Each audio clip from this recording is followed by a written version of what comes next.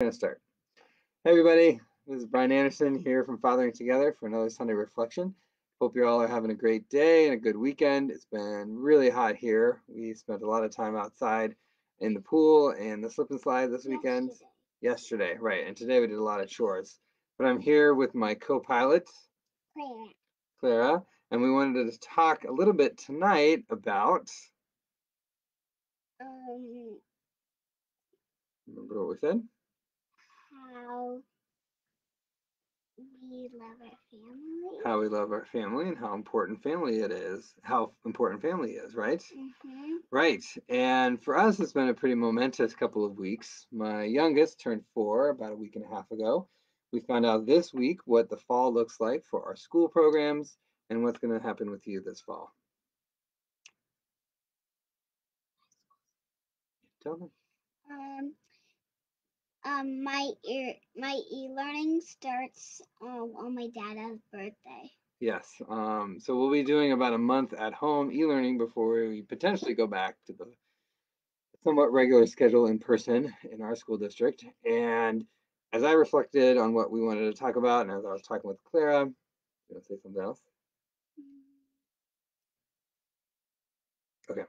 I can only imagine you're like us and our family that there's just a lot of stressors going on in your life, a lot of things that are mounting and causing you some uncertainty that can lead to stress. And if you don't have a healthy way of releasing that stress or directing that stress, it can come out in ways that you weren't intending. So, like yesterday, did we fight a lot yesterday? A little bit, right? We shouted at each other when we shouldn't have, and we forgot to use our words. We forgot to take some deep breaths, right? And we both did it, and that's not good, right? Our family is everything, and it's so critical, especially after all these months in quarantine and social distancing, that we don't turn that stress and that anger and that frustration at the people we love the most, and especially at our kids, right? Right, because we want to set a good example. We want to be the role model and present how we should live in the world with our kids. We don't want to be melting down because that sends the wrong message. We don't want to be screaming and shouting. We want to be able to keep ourselves as level and as centered as focus. Okay, what do you want to say?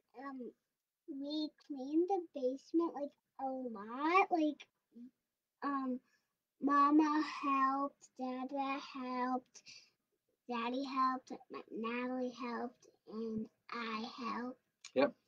We all worked really well at cleaning up the house today, right? Me and my mom did a lot of organizing, and so did Natalie. And I have a new desk. Yes, and she has a new desk for school in the fall. And that can be one step to declutter, right? Decluttering your house, organizing your house, just the simple act of cleaning up spaces and having all of the clutter and the weight of your possessions put away can be a great way to de-stress, right?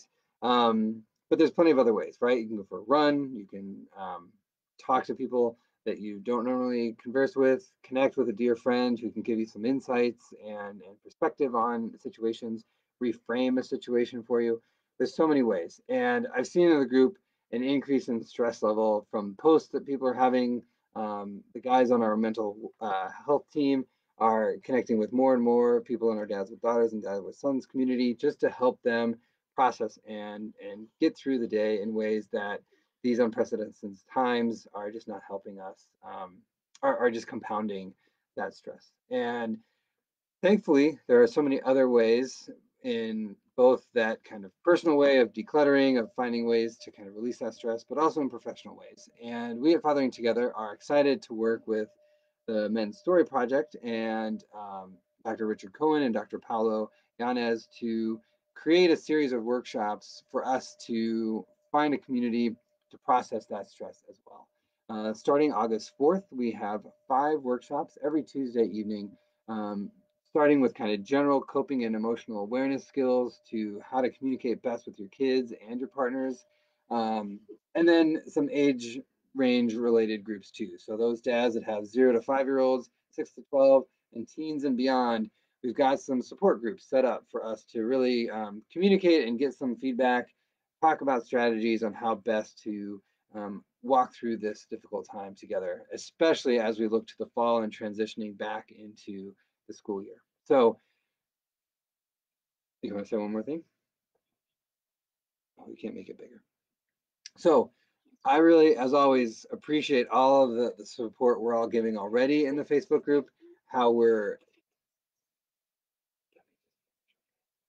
um, how we're supporting one another through comments and reactions and support in the birthday greetings, the more stressful things that we're all going through, whether that's kid related stuff, partner related stuff, what have you.